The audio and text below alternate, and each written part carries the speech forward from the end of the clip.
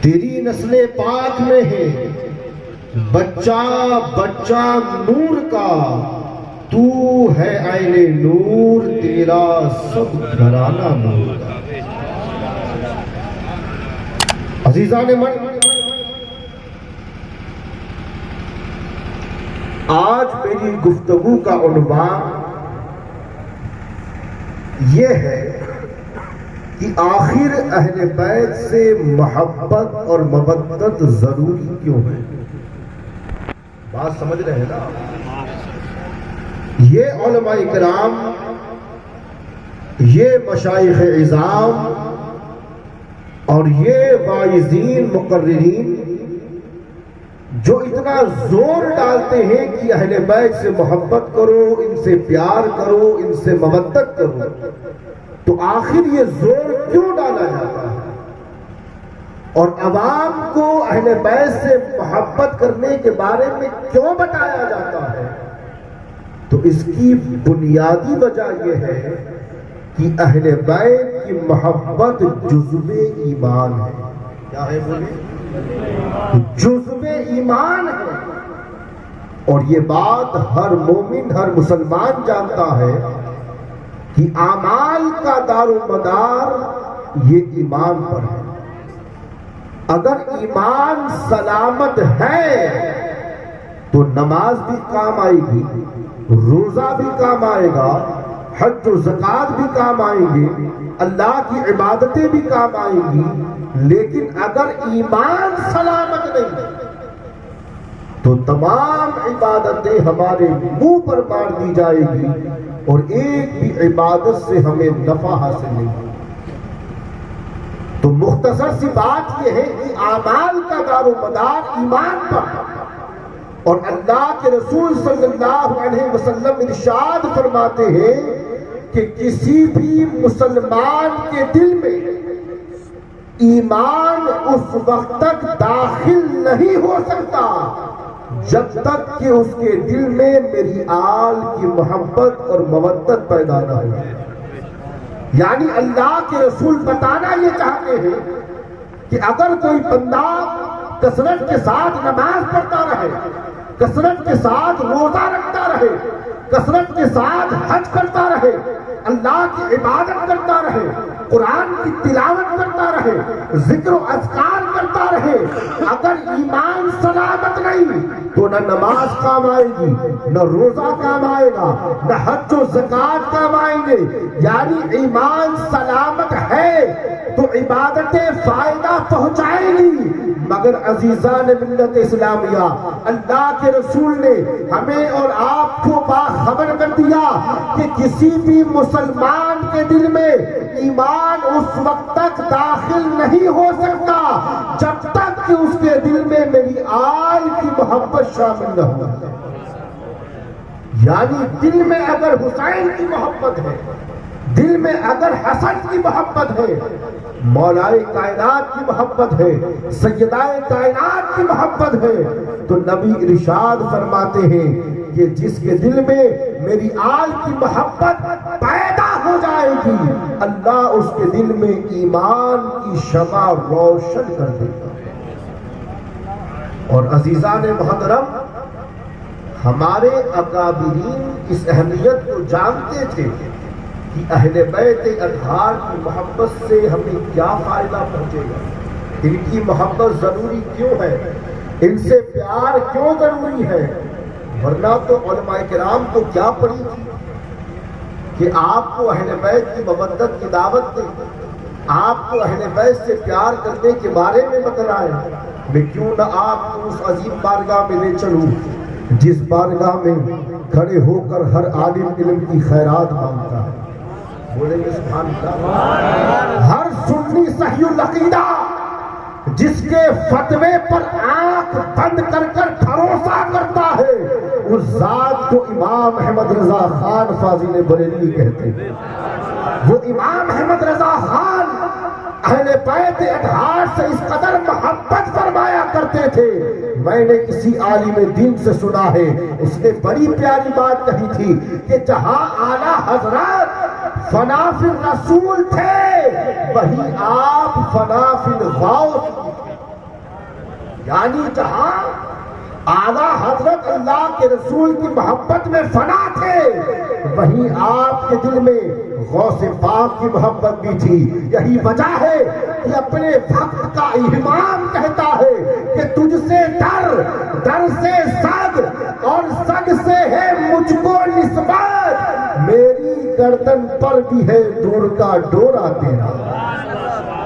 اعلیٰ حضرت سادات کے دامن سے وابستہ رہے، اللہ نے ان کے مقام کو بلند کر دیا، اللہ نے ان کی عزتوں میں اضافہ کر دیا۔ ایک روایت میں آتا ہے کہ ایک زمانہ ایسا بھی تھا کہ بریلی شہر میں ایک غریب سید صاحب تھے، توجہ ہے نا آپ، اگر چائے پی لی ہو تو پوری توجہ، بریلی ایک غریب سید زادے تھے۔ اب سادات ضروری نہیں کہ امیر ہی، سادات میں کچھ غریب ہوا جن کے پاس بظاہر مال و دولت نہیں ہے۔ تو بریلی میں ایک غریب سید زادے تھے، جب بھی وہ کسی در پر جا کر سوال کرتے تو کہتے کہ سید کو دلاؤ، کیا کہتے؟ سید کو دلاؤ۔ روایت کہتی ہے کہ ایک مرتبہ ایسا ہوا کہ وہ سید زادے سوال کرتے کرتے محلہ سوداگران پہنچ گئے، جہاں اعلیٰ حضرت فاضل بریلوی رہا کرتے تھے۔ اب ہوا یہ کہ جیسے ہی اعلیٰ حضرت کے مکان پر پہنچے اور اعلیٰ حضرت نے سنا کہ کوئی مانگنے والا کہہ رہا ہے کہ سید کو دلاؤ، سید کو دلاؤ، روایت کہتی ہے کہ اعلیٰ حضرت نے مسند کو چھوڑا، خانقاہ سے باہر آ گئے، اور باہر آنے کے بعد جب آپ کی نظر سید زادے پر پڑی تو آپ نے پوچھا کہ اے نبی کے نواسے سید صاحب کیا معاملہ ہے کہ آپ نے دستے سوال دراز کر دیا؟ تو وہ کہتے ہیں کیا کروں، بہت غریب ہوں، اتنا پیسہ نہیں ہے کہ میں اپنے بیوی بچوں کو پال سکوں، اور کام بھی کچھ خاص نہیں آتا، اس لیے مانگ لیا کرتا ہوں، جو کچھ دن میں مل جاتا ہے گھر لے جا کر اپنے بیوی بچوں کو کھلا دیا پلا دیا کرتا ہوں۔ اللہ اکبر۔ اعلیٰ حضرت نے جب سنا تو آپ کی آنکھوں سے آنسو جاری ہوئے، آپ اپنی خانقاہ میں آئے، اور آنے کے بعد دن بھر میں جتنا نذرانہ آیا تھا سارے کے سارا نذرانہ لے کر سید زادے کی بارگاہ میں پہنچے، اور ایسے آپ نے رومال کو پھیلا دیا اور کہا کہ حضور قبول فرمائے۔ اب آپ غور کریں، ایسا باکمال سید کہ جو اپنی ضرورت سے زیادہ لینے کو حرام سمجھتا تھا، سید صاحب نے کہا کہ مولانا مجھے اتنے مال کی ضرورت نہیں ہے۔ سید زادے نے چند پیسے اٹھائے، اپنی جھولی میں ڈالے اور جانے لگے۔ اعلیٰ حضرت نے پکارا، کہا سید صاحب یہ سارا نذرانہ آپ کے لیے ہے، آپ نے قبول کیوں نہیں کیا؟ تو جواب دیتے ہیں کہ مولانا سید ہوں، ضرورت سے زیادہ 1 روپیہ بھی خود پر حرام سمجھتا ہوں۔ اللہ اکبر۔ بہرحال سید صاحب نے اجازت لی اور جانے لگے۔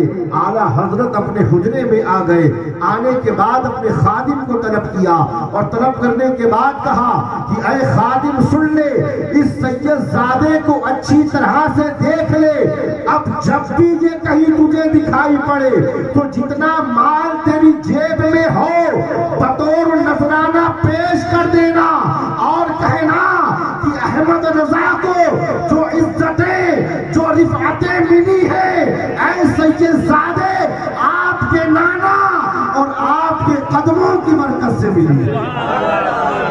اللہ اکبر، اللہ اکبر۔ یہ تھی محبت سادات کے لیے، کیونکہ اکابرین جانتے تھے کہ جو ان کے دامن سے وابستہ ہو جاتا ہے، جو اپنی نسبت کو قریب کر لیتا ہے، پھر اللہ ان کے مرتبوں کو گھٹاتا نہیں بڑھا دیا کرتا ہے۔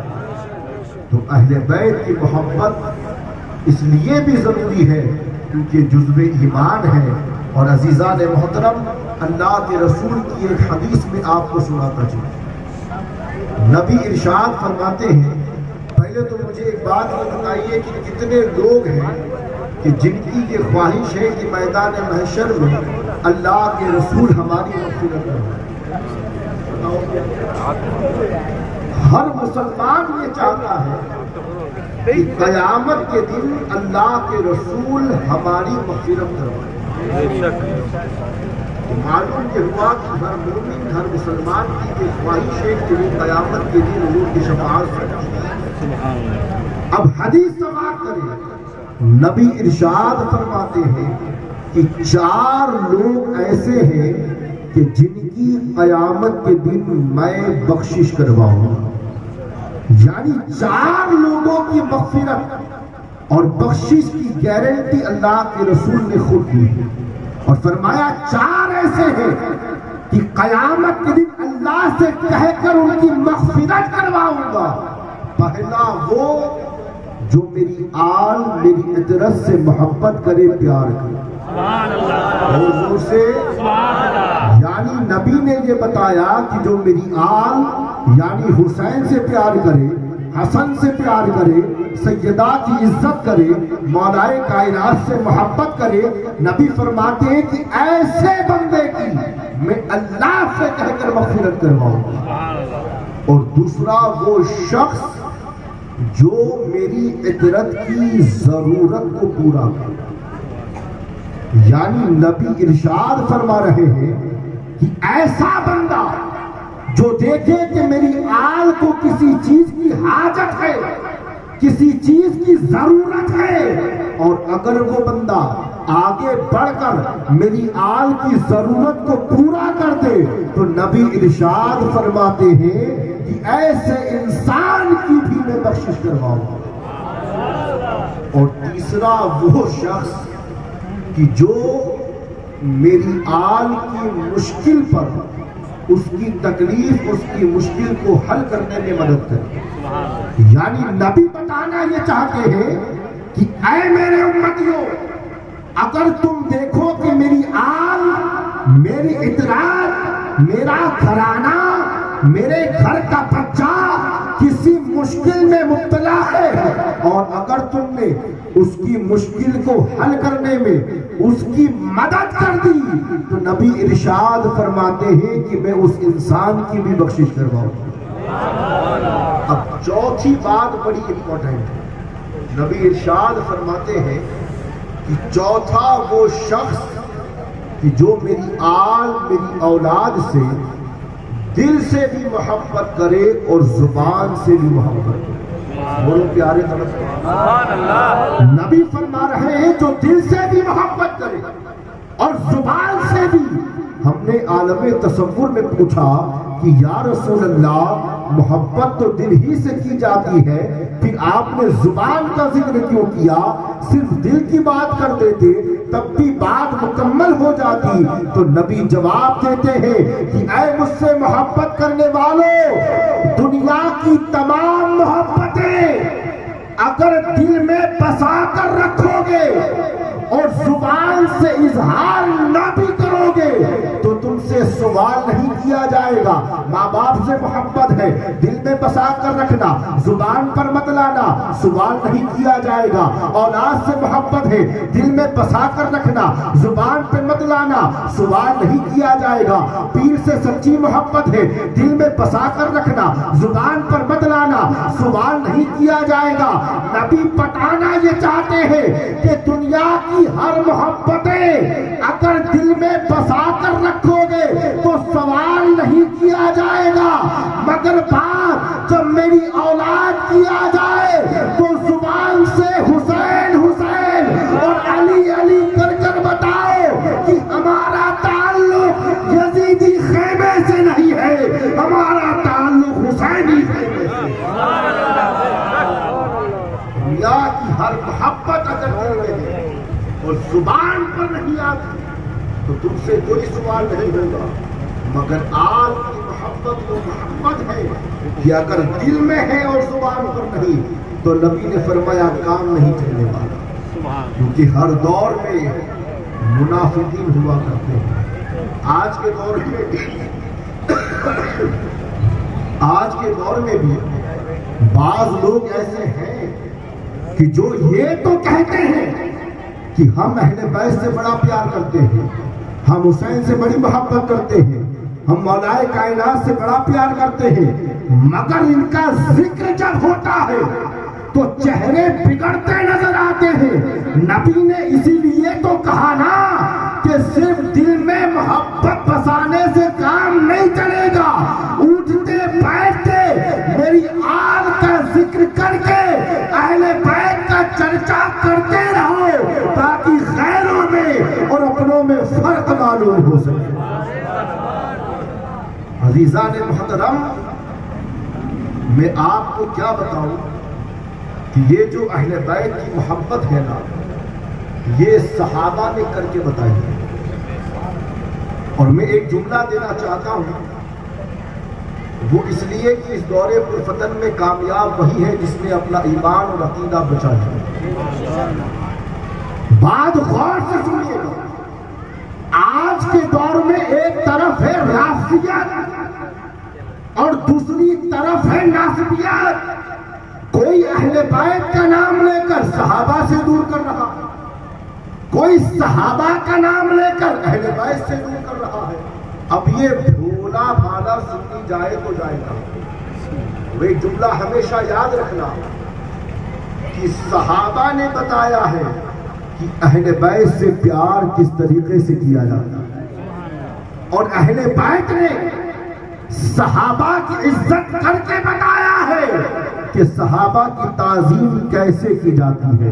اور اہل سنت اور سچا سنی وہی ہوتا ہے جو نہ در والوں کو چھوڑے نہ گھر والوں کو چھوڑے، گھر والوں کو بھی پکڑ کے رکھے اور گھر والوں کو بھی، اور آپس میں تفریق نہ کرے، کیونکہ ہم نے تو سنا ہے ام المومنین سیدہ عائشہ صدیقہ بیان کرتی ہے کہ جب میں اپنے بابا کو دیکھتی کہ وہ ٹکٹکی باندھ کر علی کا چہرہ دیکھ رہے ہیں،